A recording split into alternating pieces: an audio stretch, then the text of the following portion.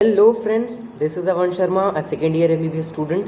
और मेरे एक सब्सक्राइबर ने कह लो या फिर सीधा कमेंट करने वाले ने कह लो कि उन्होंने बोला कि भैया आज प्लांट फिजियोलॉजी स्टार्ट करना। तो your wish is my command. आज मैं स्टार्ट करने वाला हूँ प्लांट फिजियोलॉजी, और प्लांट फिजियोलॉजी के अंदर सबसे पहले हम लोग ट्रांसपोर्ट इन प्लांट से स्टार्ट करेंगे। तो दो वीडियोस के अंदर ट्रांसपोर्ट इन प्लांट्स को कवर करेंगे, क्योंकि ट्रांसपोर्ट इन प्लांट्स काफ़ी लंबा चैप्टर है, और अगर मैं एक ही वीडियो में समझा देता तो बच्चों का क्या है कि लंबी वीडियो देखने का मन भी नहीं करता और फिर चीज़ें समझ में भी नहीं आने लगती। तो इसीलिए मैं सोच रहा हूँ कि दो वीडियोज़ में इसको कवर करेंगे। पहली बात, जो ये वीडियो बिना सब्सक्राइब करे देख रहे हैं तो यार प्लीज़ प्लीज़ सब्सक्राइब कर लो यार, क्योंकि मैं देख रहा हूँ कि जैसे एनालिसिस में देख रहा हूँ तो मोस्टली व्यूज़ जो हैं वो अनसब्सक्राइब लोगों से आ रहे हैं। तो आप लोगों के लिए कंटेंट बना रहा हूँ यार, आप लोगों के लिए कुछ अच्छा कर रहा हूँ, तो प्लीज़ आप है ना सब्सक्राइब कर लो, ताकि अगर आप देखोगे तो फिर क्या है ना कि आपको तुरंत की तुरंत पता चल जाएगा कि यार नेक्स्ट वीडियो आ रही है। तो आप लाइक भी कर देना, और अपने जितने भी क्लासमेट्स हैं, अपने जितने भी फ्रेंड्स हैं, उन सभी के साथ में शेयर कर दो चैनल को। क्या है ना कि एक बार अपने पास में एक पोटेंशियल हो जाएगा ना, जैसे आज वाटर पोटेंशियल के बारे में बात करने वाले ना, तो अपन को भी एक पोटेंशियल चाहिए चैनल पर। एक अच्छा पोटेंशियल होगा ना चैनल पर, तो क्या है हम बेटर और एफिशिएंट चीज़ें कर पाएंगे। तो आप प्लीज़ इसको सब्सक्राइब कर दें, अपने फ्रेंड्स के साथ ज़रूर शेयर कर दें। अब टाइम ना वेस्ट करते हुए और चैप्टर पे ध्यान देते हैं, तो चलिए स्टार्ट करते हैं वीडियो। ओके, तो चलिए फ्रेंड्स स्टार्ट करते हैं प्लांट फिजियोलॉजी के पहले चैप्टर से। पहले चैप्टर के इंट्रोडक्शन में ही मेल्विन केल्विन के बारे में दिया हुआ है, तो आप ये पढ़ लीजिएगा। हम आगे चैप्टर्स में पढ़ेंगे कि कुछ केल्विन साइकिल होती है वो इन्होंने ही बनाई थी, और बाकी और जो जितनी भी चीज़ें हैं, क्योंकि कई बार क्या होता है कि जीके कई बार क्या होता है नीट को जीके बना देते हैं, तो ऐसी ऐसी चीज़ें पूछ लेते हैं। ठीक है, तो साइंटिस्ट के बारे में आप लोगों को पता होना चाहिए।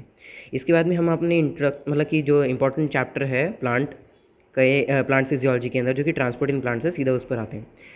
मैं आपको सिर्फ ये बताता हूँ, अभी जैसे नीट आने वाला है तो आप लोगों को पूरा पूरा चैप्टर एक्सप्लेन करने की जगह पर मैं ये बता देता हूँ कि उस चैप्टर से क्या क्या पूछा जा सकता है।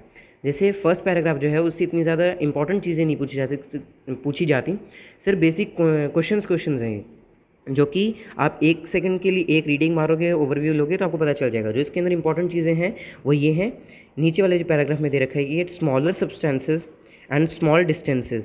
यहाँ पर जो डिफ्यूजन होता है, यहाँ पर जो ट्रांसपोर्ट होता है वो डिफ्यूजन के थ्रू या साइटोप्लाज्मिक स्ट्रीमिंग के थ्रू होता है। ये बात आपको याद रखनी है। दूसरी बात जो याद रखनी है इस पेज में से वो ये है कि जो लॉन्गर डिस्टेंसेस पे ट्रैवल होता है जाइलम या फ्लोएम के थ्रू, यानी वाटर, मिनरल्स और खाना जो फूड बनता है उसका जो ट्रांसपोर्ट होता है उसको कहते हैं ट्रांसलोकेशन। ओके, तो इस फर्स्ट पेज से यही दो चीज़ें इंपॉर्टेंट हैं, एक तो साइटोप्लाज्मिक स्ट्रीमिंग, डिफ्यूजन के बारे में बताया, एंड ट्रांसलोकेशन क्या होता है। देखो बच्चों, ज़्यादा मैं आपको एकदम स्पेसिफिक चीज़ें बताऊंगा कि ये पढ़ के जानी है। वो चीज़ें क्या होती हैं, उन चीज़ों से फिर आप लोगों को पूरा पूरा चैप्टर में दिमाग ख़राब नहीं करना पड़ेगा, क्योंकि एनसीईआरटी बहुत वास्ट है और इसको पढ़ा नहीं जाएगा पूरा पूरा। उसके बाद में हम लोग आते हैं अपने मेन टॉपिक पर, दैट इज़ डिफ्यूजन। डिफ्यूजन जो है, देखना, डिफ्यूजन के बारे में आपको हर एक चीज़ पता करनी है। एनर्जी रिक्वायर्ड है या नहीं है, कई बार पूछ लिया जाता है कि is it dependent on a living environment, या फिर it is dependent on a living system और नॉट। मैं आपको बता दूँ डिफ्यूजन जो होता है, देखिए इसके अंदर लिखा होगा कि no energy is required and the other thing is from one part of the cell to another part of the cell. बहुत छोटे छोटे डिस्टेंसेस के ऊपर चाहिए होता है ये। एनर्जी के रिक्वायरमेंट होता ही नहीं है। मॉलिक्यूल्स जो होते हैं वो रैंडम फैशन में मूव करते हैं। आपको ये सारी की सारी चीज़ें याद रखनी है। ओके, फिर ये diffusion is a slow process and is not dependent on a living system. ये चीज़ आपको पक्का से ही पक्का याद रखनी है। कई बार पूछ लेते हैं कि डिफ्यूजन की फीचर्स तो पूछते ही पूछते हैं अक्सर। इस चैप्टर में से अगर दो तीन चीज़ें पूछी जाती हैं उसके अंदर डिफ्यूजन के फीचर्स पूछ ही लेते हैं कि is it dependent on a living system और नॉट। फ्लो कैसा होता है, तो डिफ्यूज फ्लो है तो रैंडम डायरेक्शंस में फ्लो होगा। ठीक है, ये सारी की सारी चीज़ें आपको इसके अंदर से पढ़नी है। फिर आते हैं हमें मतलब फैसिलिटेड डिफ्यूजन पे, मतलब डिफ्यूजन का ही एक अपग्रेडेड रूप, एक तरीके से एक अपग्रेडेड रूप हो गया डिफ्यूजन का। फैसिलिटेड डिफ्यूजन के अंदर आपको एक लिविंग सिस्टम चाहिए होता है। ये हल्का सा फास्ट होता है और प्रोटीन्स वगैरह को इन्वॉल्व करता है। इसके अंदर क्या होते हैं, पंप्स होते हैं, मेम्ब्रेन के अंदर जो चैनल्स होते हैं वो होते हैं। तो आपको फैसिलिटेड डिफ्यूजन के अंदर ये सारी, भाई आपको इसकी भी सारी की सारी प्रॉपर्टीज़ पढ़नी है।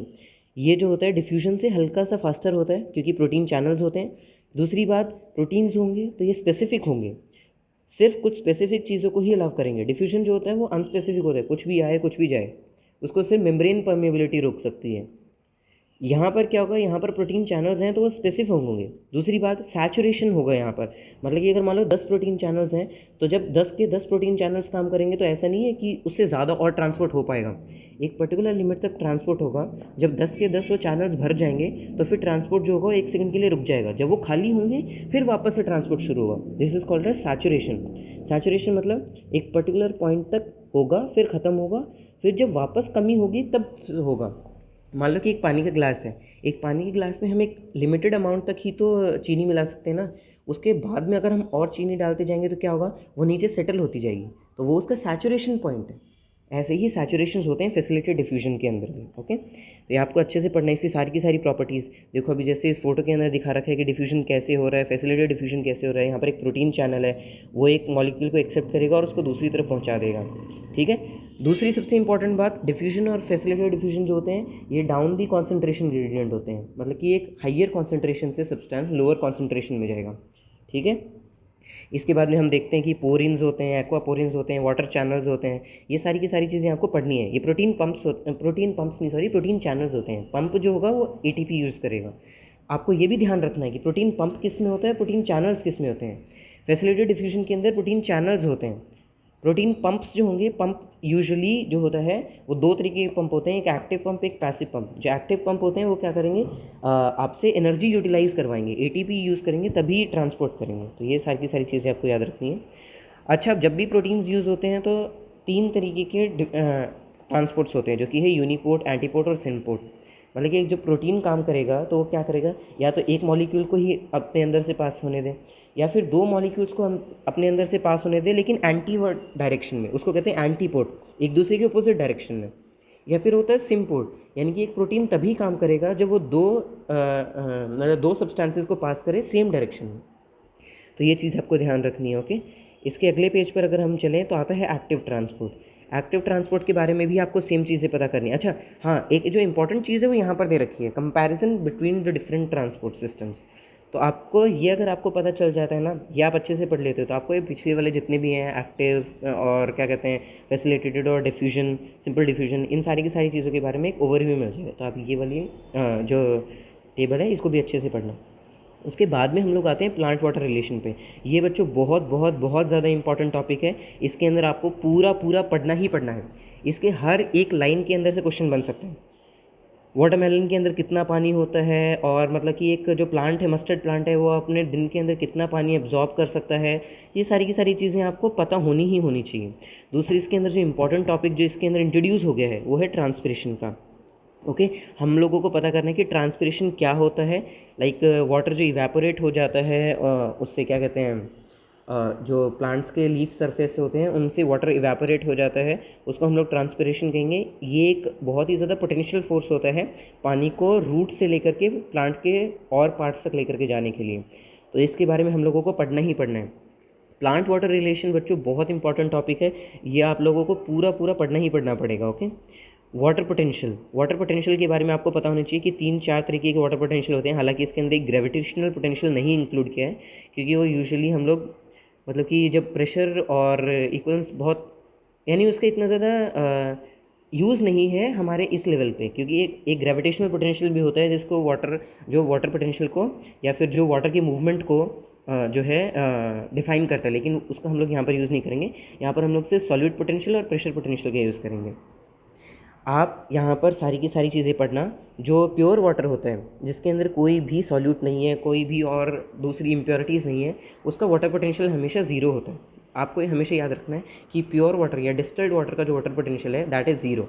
उसके अंदर आयन्स, सॉल्यूट्स और क्या कहते हैं इम्प्योरिटीज़ जब आने लगेंगी तो उसका सॉल्यूट पोटेंशियल बढ़ेगा। ठीक है, और सॉल्यूट पोटेंशियल होता है नेगेटिव में, तो अगर सॉलिड पोटेंशियल बढ़ेगा तो वाटर पोटेंशियल भी और नेगेटिव में होता चला जाएगा। ठीक है, आपको ये सारी की सारी चीज़ें याद रखनी है।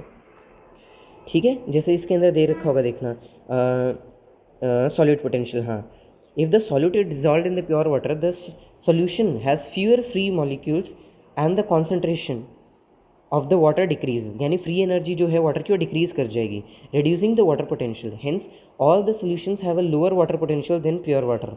The magnitude of this lowering due to the dissolution of the solute is called solute potential।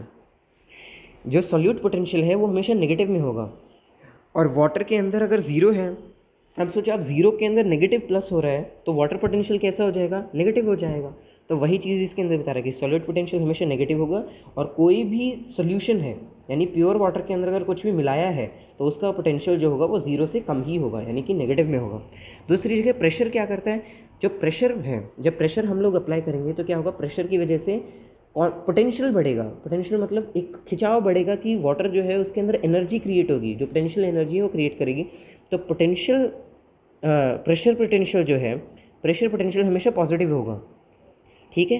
तो यही है, water potential is equals to solute potential plus water pressure potential.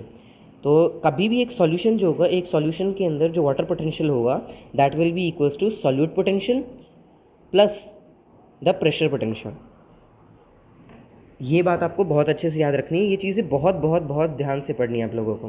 देखो इसके अंदर जो मैं अभी बता रहा था वही है कि water potential is equals to solute potential plus pressure potential. ये चीज़ आपको बहुत अच्छे से याद रखनी है। साथ ही साथ में आपको ये पता होना चाहिए कि टर्जिड सेल क्या होता है, फ्लैसिड सेल क्या होता है, प्रेशर पोटेंशियल के बारे में आपको अच्छे से पढ़ना है। अब एक इंपॉर्टेंट टॉपिक जो आता है वो है हमारा ऑस्मोसिस। ऑस्मोसिस जो होता है वो भी एक डिफ्यूजन ही है। It is also a type of diffusion, but it is diffusion against a semi permeable membrane. एक सेमी परमिएबल मेम्ब्रेन के अगेंस्ट जब डिफ्यूजन होगा, और स्पेसिफिकली वाटर का डिफ्यूजन होगा। अभी तक हमने क्या पढ़ा कि कुछ भी हो वो डिफ्यूज़ हो रहा है, एक जगह से दूसरी जगह जा रहा है। तो हम पढ़ेंगे कि डिफ्यूजन के और बहुत सारे तरीके के वेरियस पार्ट्स होते हैं, जैसे ऑस्मोसिस हो गया, अभी एक हम इम्बाइबिशन पढ़ेंगे। तो ये सारी की सारी चीज़ें क्या हैं, डिफ्यूजन के ही अलग अलग तरीके के हैं। जैसे osmosis is a diffusion across a semi permeable membrane and that also of water, ठीक है। अभी हम देखेंगे कि ये भी प्रेशर ग्रेडियंट, कॉन्सेंट्रेशन ग्रेडियंट इन दोनों पे डिपेंडेंट होता है। हाइयर प्रेशर से लोअर प्रेशर पे जाएगा और हाइयर कॉन्सेंट्रेशन से लोअर कॉन्सेंट्रेशन पे ही डिफ्यूजन होगा। इसके कुछ एग्जांपल्स दे रखे हैं, आपको अच्छे से पढ़ने हैं। पोटैटो ऑस्मोमीटर आपको पता होना चाहिए। पोटैटो ऑस्मोमीटर क्या होता है, पोटैटो ऑस्मोमीटर के बारे में पक्का पढ़ना बच्चों इस चैप्टर से, ठीक है। अब ये जो एक्सपेरिमेंट्स हैं इनके बारे में आपको अच्छे से पढ़ना है कि पोटैटो ऑस्मो यानी कि वो एग शेल से हम लोगों ने कैसे एक ऑस्मोमीटर बनाया है, इसको अच्छे से पढ़ना है आपको। अच्छा, अब एक जो इंपॉर्टेंट टॉपिक और है वो है प्लाज्मोलाइसिस। प्लाज्मोलाइसिस मतलब प्लाज्मा मतलब कि सेल के अंदर वाला जो पार्ट होता है उसका लाइसिस हो जाना, मतलब कि उसका ब्रेकडाउन हो जाना, ठीक है। तो क्या होगा, तीन तरीके के सॉल्यूशंस होते हैं, एक आइसोटोनिक, एक हाइपोटोनिक, एक हाइपरटोनिक। आइसोटोनिक मतलब जो सेल है, सेल के प्लाज्मा के अंदर जितना कंटेंट है सॉल्यूट का उतना ही कंटेंट बाहर भी होगा सॉल्यूशन के अंदर, उसको कहते हैं आइसोटोनिक सॉल्यूशन। हाइपोटोनिक सॉल्यूशन क्या होता है, हाइपोटोनिक सॉल्यूशन तब होता है जब प्लाज्मा जो अंदर सेल के अंदर जो प्लाज्मा है उसके अंदर ज़्यादा सॉल्यूट है और बाहर जो सॉल्यूशन है उसके अंदर कम सॉल्यूट्स हैं। तो इस कंडीशन में क्या होगा, पानी जो होगा उस सेल के अंदर जाएगा, क्योंकि पानी का पोटेंशियल बाहर है ज़्यादा है, पानी का पोटेंशियल बाहर ज़्यादा है और अंदर कम है, क्योंकि अंदर सॉल्यूट ज़्यादा है। और हमको पता है जब सॉल्यूट ज़्यादा होंगे तो वाटर पोटेंशियल कम हो जाएगा। तो सेल के अंदर वाटर पोटेंशियल कम है तो बाहर से वाटर सेल के अंदर आएगा, ये होता है हाइपोटोनिक सॉल्यूशंस के अंदर। जबकि हाइपरटोनिक सॉल्यूशन अगर होगा, हाइपरटोनिक सॉल्यूशन के अंदर क्या होगा कि हाइपरटोनिक सॉल्यूशन में जो सेल का प्लाज्मा है उसके अंदर कम सॉल्यूट्स होंगे और जो बाहर सॉल्यूशन है उसके अंदर ज़्यादा सॉल्यूट्स होंगे। तो ज़्यादा सॉल्यूट्स बाहर हैं तो सेल के अंदर ज़्यादा वाटर पोटेंशियल होगा। अब ज़्यादा वाटर पोटेंशियल है तो जो पानी है ज़्यादा पोटेंशियल से लोअर पोटेंशियल की तरफ जाता है, तो क्या होगा, सेल से पानी बाहर चला जाएगा, तो सेल जो है वो श्रिंक कर जाएगा। इसी को कहते हैं प्लाज्मोलाइसिस। आपको इन सब के बारे में बहुत अच्छे से पढ़ना है। ये भी पढ़ना है कि प्लाज्मोलाइसिस जब हो जाएगा तो सेल के अंदर जो बाकी जगह है वहाँ पर क्या होगा, ठीक है। या फिर जब हाइपोटोनिक सोल्यूशन है, हाइपोटोनिक सोल्यूशन के अंदर जब वाटर अंदर आ रहा है तो सेल टर्जिड हो जाता है, ठीक है। फ्लैसिड सेल जो होता है, ये देखो तीन चीज़ें बताई हुई है ना इस डायग्राम के अंदर, देखो अगर आप तो इस डायग्राम के अंदर तीन अलग अलग चीज़ें बताई हुई हैं। एक प्लाज्मोलाइज सेल है, प्लाज्मोलाइज सेल के अंदर क्या है कि वैक्यूल्स मतलब कि बहुत एयर चेम्बर्स बन गए जहाँ पर पानी नहीं है, एकदम कम हो गया है पानी, देखो देख रहे हो आप। उसके बाद में आप देखो फ्लैसिड सेल जो है वो एकदम नॉर्मल है, जितना पानी बाहर है उतना ही पानी अंदर है। और जो तीसरा वाला है टर्जिड सेल, उसके अंदर पानी बाहर से आ रहा है, तो देखो फूला फूला से लग रहा है, रिजेस जो हैं वो एकदम ऐसे कर्व हो गए हैं जबकि स्ट्रेट थे, ठीक है। तो ये सारी की सारी चीज़ें आपको अच्छे से पढ़नी है। इसके बाद में जैसा कि मैं आपको बता रहा था इम्बाइबिशन का एक टॉपिक आता है। इम्बाइबिशन भी एक स्पेशल तरीके का डिफ्यूजन है जिसके अंदर क्या होता है कि water is absorb by solids या colloids causing them to increase in volume.